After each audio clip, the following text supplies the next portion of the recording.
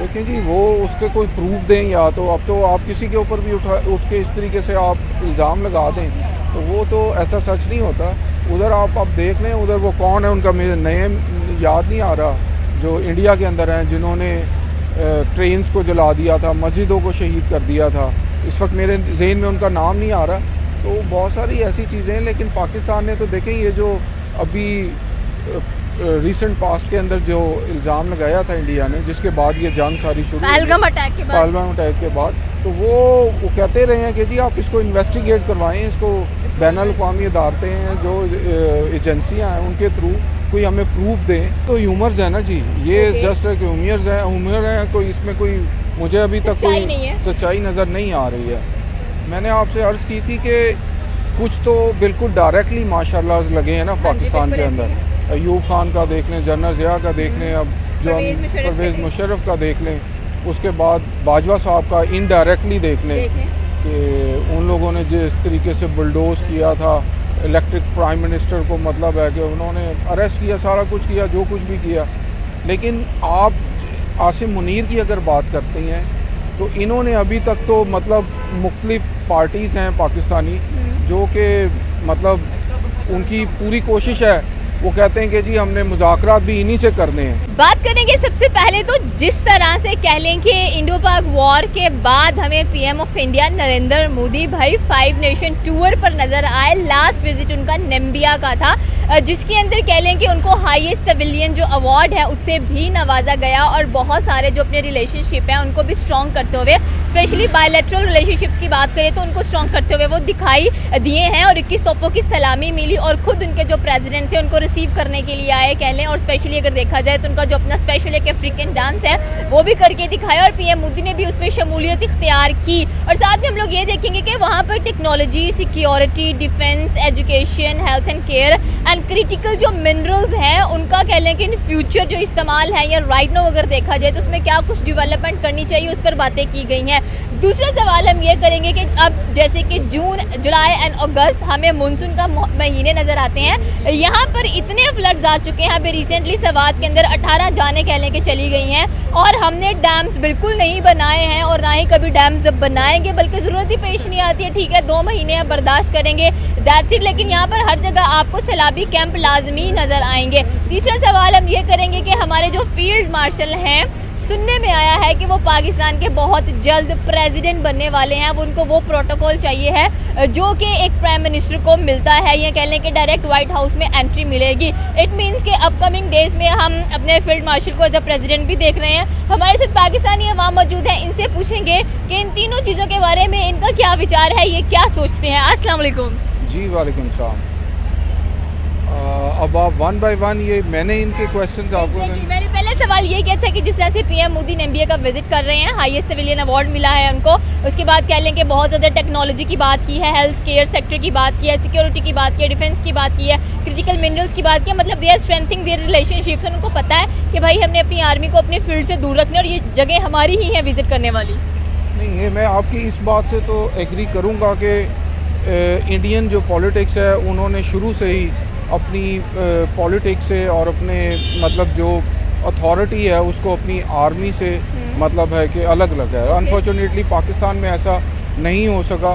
मतलब आप अगर 74 इयर्स में से अगर आप देख लें तो हाफ टाइम जो डायरेक्टली और सम टाइम इनडायरेक्टली भी रूल जो है हमारी इस्टेब्लिशमेंट का ही रहा है, तो जिसकी वजह से हमें काफ़ी ज़्यादा। लेकिन आप अगर ये जो करंट हैं आसिम मुनीर साहब जो हैं, ये अब तक का जो इन्होंने एक्ट किया है, इन्होंने मतलब है कि अभी तक तो कोई ऐसा पॉलिटिकल मतलब प्रेशर बिल्डअप नहीं किया अपने तौर पे, बल्कि उन्होंने माशाल्लाह से वो कर दिखाया है जो कि आज से पहले पाकिस्तानी इस्टेब्लिशमेंट या आर्मी ने इंडिया को जो नाको चने चबवाए हैं विद इन 4 आवर्स, उसको मतलब है कि घुटनों पे बैठने पे मजबूर किया। ऐसे नाखून चने चबवा दिए, घुटनों पर बैठने पर मजबूर कर दिया। But the question is that कि क्या लग रहा है कि जिस तरह से पहले 4 मार्शल्स लॉ पाकिस्तान में लग चुके हैं, हमने देखे हैं, और उसके बाद अब एक और लगने की सूरत हाल क्या इख्तियार कर रही है ये situation, because a field marshal going to become the president of Pakistan. ये तो ह्यूमर्स है ना जी, ये जस्ट है कि ह्यूमर है, कोई इसमें कोई मुझे अभी तक सच्चाई कोई नहीं है। सच्चाई नज़र नहीं आ रही है।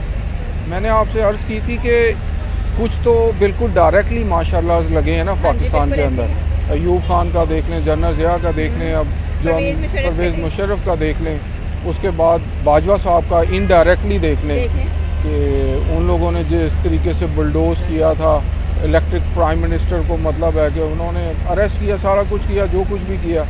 लेकिन आप आसिम मुनीर की अगर बात करते हैं तो इन्होंने अभी तक तो मतलब मुख्तलिफ पार्टीज़ हैं पाकिस्तानी जो कि मतलब उनकी पूरी कोशिश है, वो कहते हैं कि जी हमने मुज़ाकरात भी इन्हीं से करने हैं। ओके ठीक है ना जी, वो मतलब अब तक पॉलिटिक्स के अंदर वो इन्वॉल्व नहीं हुए। उन्होंने प्रोफेशनली तौर के ऊपर जो कुछ भी किया है पाकिस्तान के डिफेंस में किया है, और आप ये नहीं कह सकते जिस तरह बाजवा साहब थे इनसे पहले, वो पॉलिटिक्स के अंदर इन्वॉल्व होते थे। इन्हें तो लोग पार्टियां कह रही हैं कि जी आप इन्वॉल्व हों, ये हों, लेकिन ये इन्वॉल्व नहीं हो रहे अभी तक, जिसी की वजह से आप देख लें कि मुल्क बिल्कुल डिफ़ॉल्ट हो चुका था। मेरा ख्याल है आसिम मुनीर साहब ने भी जिस वक्त टेक ओवर किया है आर्मी को, उस वक्त मुल्क डिफ़ॉल्ट हो चुका था। तो आज आप देख लें कि पाकिस्तान काफ़ी स्टेबल है, पाकिस्तान दुनिया में जंगें भी जीत रहा है, पाकिस्तान को पूरी दुनिया में रिस्पेक्ट भी मिल रही है। सर पाकिस्तान स्टेबल है। अगला सवाल मेरा ये है कि वर्ल्ड बैंक की जानिब से एक लिस्ट जारी की गई है जिसमें ये बताया गया है कि पाकिस्तान टेरर को फाइनेंस करता है, तो बहुत जल्द ये ग्रे लिस्ट में नजर आने वाला है। इट मीन्स कि भारत के लिए विन विन की सिचुएशन यहाँ पर नजर आती है, बिकॉज आप देखें वो जहाँ कहीं भी गए हैं उन्होंने पहलगाम के अटैक को टोटली कंडेम किया है। रेदर देन अगर अभी ब्रिक्स में भी गए हैं तो वहाँ पर भी नजर आया, और चाइना भी उनको होल्ड बैक नहीं कर पाया इस चीज़ को लेकर, बल्कि चाइना को भी स्ट्रेट फॉरवर्ड एक मैसेज दिया कि भाई तिब्बत हमारा है, आपका नहीं है, चाइना को बोला उन्होंने। एंड सेकेंडली अगर देखा जाए तो पीएम मोदी की तरफ से बहुत स्ट्रॉन्ग एक कंडेम हमें नजर आया। उन्होंने कहा कि जो टेररिज्म है, जो सपोर्ट करता है, जो फाइनेंस करता है, वो हमारे साथ कभी भी एक टेबल पर नहीं बैठ सकता है, और उसको फाइनेंस करना सबसे बड़ी गलती है। दूसरा ये कि अगर पहलगाम पर अटैक किया गया है तो इट मीन्स कि पूरी इंसानियत पर किया गया है। एंड थर्ड वन, पाकिस्तान पर सैंक्शंस लगा देनी चाहिए। आप थोड़ा रिसर्च करें, मेरे मुताबिक ऐसा सब कुछ नहीं है। Okay. ये जो वार भी हुई है, हाँ जी, इससे पहले इंडिया जो है वो पाकिस्तान को टेररिस्ट डिक्लेयर करवाने की पूरी कोशिश करता था, और पाकिस्तान दुनिया में अक्रॉस द वर्ल्ड तन्हाई महसूस करता था। लेकिन जिस वक्त से ये जंग जीती गई है, उसके बाद आप देखें कि इंडिया जो है वो बिल्कुल सिफारती तौर के ऊपर भी बिल्कुल तन्हा खड़ा है इस टाइम पूरी दुनिया में। ना उसके साथ चाइना है, और जो उसका बेस्ट फ्रेंड था मिस्टर ट्रम्प, वो भी उसको लिफ्ट नहीं करवा रहा। बल्कि आप उधर के न्यूज़पेपर पढ़ें, थोड़ी सी रिसर्च करें, उनके चैनल्स देखें, तो उस जितना मतलब है कि डिसऑन और जितना मतलब है कि जलील उसका अपना मीडिया मोदी साहब का उन्हें जलील कर रहा है। उनकी अपोजिशन पार्टीज़ के अलावा जो उनके अलाइंस भी थे, वो लोग उन्हें ज़्यादा डिफेम कर रहे हैं, क्योंकि सिफारती तौर के ऊपर इंडिया को कोई इससे वो बिल्कुल तन्हा है। आप देख लें कि इवन ये आप जो तालिबान, ये क्या अफ़गानिस्तान से लेके आप अमेरिका तक देख लें, तो वो सफारती तौर के ऊपर बिल्कुल तन्हा है। इस वक्त पाकिस्तान का जो है वो मतलब आपको नॉलेज में होना चाहिए कि इस वक्त उसको प्रेसिडेंट बनाया गया पाकिस्तान को, जो कि एक अक़वाम मुत्तहिदा का एक पीस का इदारा है, जहाँ पे अगर कोई मुख्तलिफ यूएन सिक्योरिटी काउंसिल की बात करेंगे, वहाँ पर उनको बताया गया गया है। वहाँ पर भी यही सवाल आता है कि जो कंट्री टेरर को सपोर्ट करती है उसको सिक्योरिटी का कैसे आपने इतना बड़ा हेड बना दिया है। आपने कहा कि रिसर्च डेफिनेटली रिसर्च करनी चाहिए, आपने कहा कि सिफारती पाकिस्तान तो टेररिज्म के अगेंस्ट है, उसने तो बहुत ज़्यादा सेक्रीफाई किया है इसके लिए। बट वो सवाल करते हैं कि फिर यहाँ पर मसूद अजहर और हाफिज सईद जैसे जो उनके अकॉर्डिंग टेररिस्ट है वो क्या कर रहे हैं, हमने उनको क्यों पनाह दी हुई है। देखें जी, वो उसके कोई प्रूफ दें, या तो अब तो आप किसी के ऊपर भी उठ के इस तरीके से आप इल्ज़ाम लगा दें तो वो तो ऐसा सच नहीं होता। उधर आप देख लें, उधर वो कौन है, उनका मुझे नेम याद नहीं आ रहा, जो इंडिया के अंदर हैं, जिन्होंने ट्रेन्स को जला दिया था, मस्जिदों को शहीद कर दिया था। इस वक्त मेरे जहन में उनका नाम नहीं आ रहा। तो बहुत सारी ऐसी चीज़ें हैं, लेकिन पाकिस्तान ने तो देखें ये जो अभी रिसेंट पास्ट के अंदर जो इल्ज़ाम लगाया था इंडिया ने, जिसके बाद ये जंग सारी शुरू पहलगाम अटैक के बाद, पहलगाम अटैक के बाद, तो वो कहते रहे हैं कि जी आप इसको इन्वेस्टिगेट करवाएं, इसको बैनुल अक़वामी अदालतें हैं, जो एजेंसियाँ हैं, उनके थ्रू कोई हमें प्रूफ दें तो लेकिन वो इंडिया ने उसको नहीं माना और उसके बाद इस जो तरह है तो सेम टू सेम अगर पाकिस्तान की बात करें, भी आपने देखा होगा जिस तरह से जाफर एक्सप्रेस पर अटैक हुआ, फिर बच्चों पर अटैक हुआ, फिर हमारे 16 सोल्जर्स नॉर्थ वजीरिस्तान में मारे गए। जी, हमने भी तो सारा इल्ज़ाम उठा के मतलब कि इंडिया पर लगा रहे हैं ना, मतलब इंडिया पाकिस्तान पर लगाता है, पाकिस्तान इंडिया पर लगाता है। जब प्रूफ मांगने की बारी आती है दोनों ही कहते हैं कि ठीक है आप उसको कर लें, आप उसको कर लें।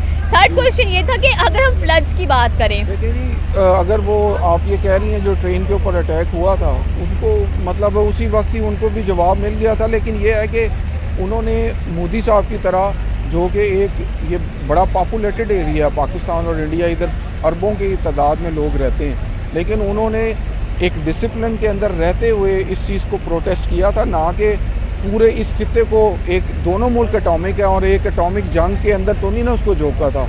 अब भी पाकिस्तान ने बड़े ही मैच्योरिटी के साथ पूरी दुनिया के अंदर अपनी मतलब सफारतकारी की है और अपना पैगाम दुनिया को पहुंचाया था कि अगर इनके पास कोई प्रूफ हैं तो वो हमें डिलीवर करें, आप हमारे साथ बैठें, हम उसको मिल के इन्वेस्टिगेट करें, ना कि एक पूरे खित्ते को आप एक जंगी जुनून में आके और मतलब है कि एक एटॉमिक जो जंग है उसके अंदर आप उसको ढूंढ दें।